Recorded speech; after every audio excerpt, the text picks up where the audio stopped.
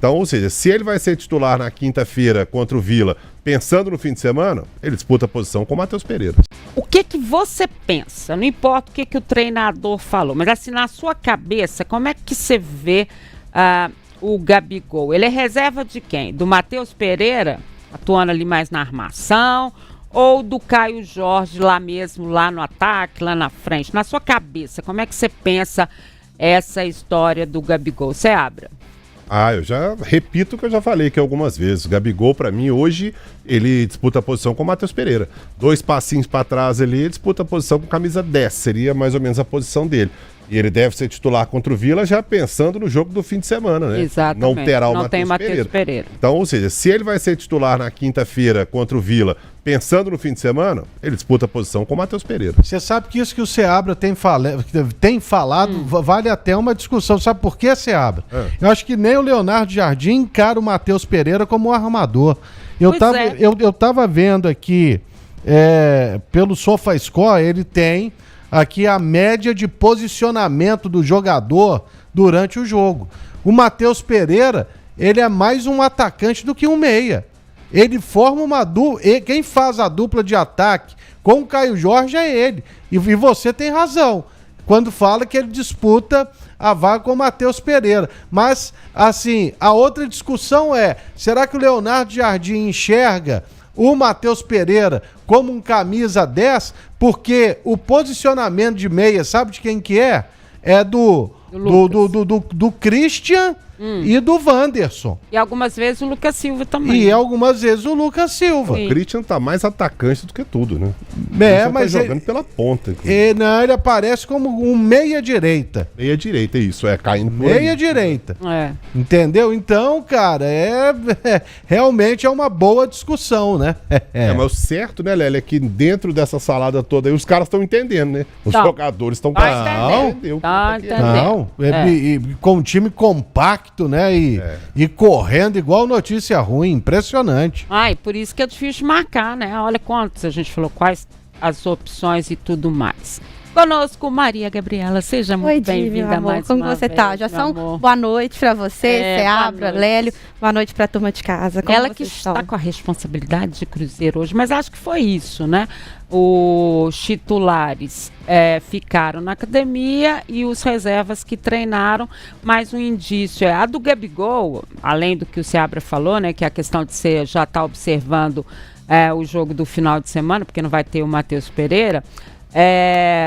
Também o Jardim falou, né, na coletiva, que ia dar mais minutagem ao Gabigol. Eu acho que ele tá pedindo passagem, não sei onde é que ele vai colocar ele não, mas ele tá pedindo passagem, né? Pois é, no Clássico ele não jogou nem 10 minutos, né? Chegou a ser uns 6, 7 minutos, e aí o Jardim foi questionado na coletiva e ele falou, realmente, o Gabigol não só quer, mas ele precisa de mais minutagem, mas ele fala, tem que arrumar um equilíbrio, porque quem tá jogando bem, a gente tem que colocar o Gabigol. Eu acho que ele vai ter que fazer o malabarismo também até porque o jogador, principalmente o Gabigol, né? Um jogador de nome que vem para ser titular. Tem pouca minutagem, né? Ele foi titular contra o Palestino, entrou contra o Sport, contra o Flamengo, jogou muito pouco, foi decisivo, a gente já sabe. Então, de fato, como o Seabra falou, ele deve ser, sim, titular contra o Vila Nova, já pensando no confronto de domingo, até porque o Cruzeiro tem só 2 dias de descanso, né? Então vai ter que dar essa rodagem no elenco, porque praticamente quinta-feira a classificação está consagrada. O Jardim fala que não, que realmente tem que ter a base titular do Cruzeiro, mas tem que pensar também domingo contra o Fortaleza.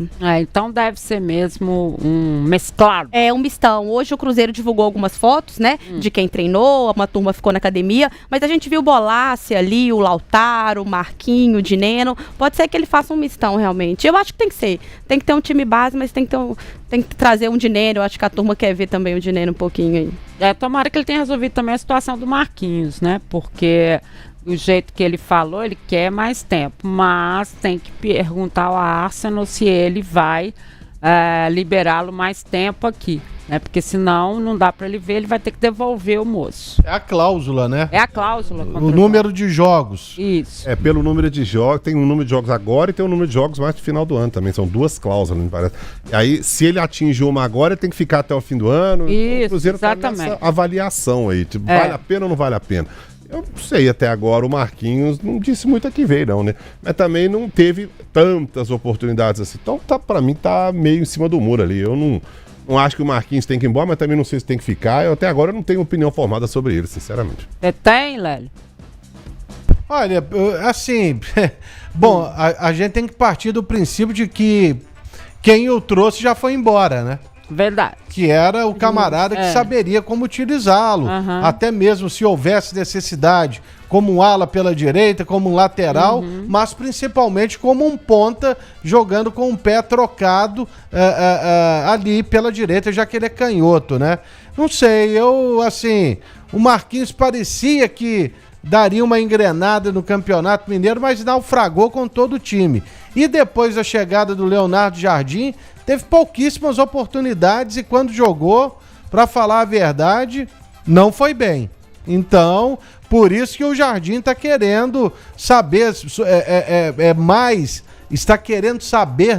está querendo conversar com o Arsenal para ver se eles abrem mão dessa cláusula contratual.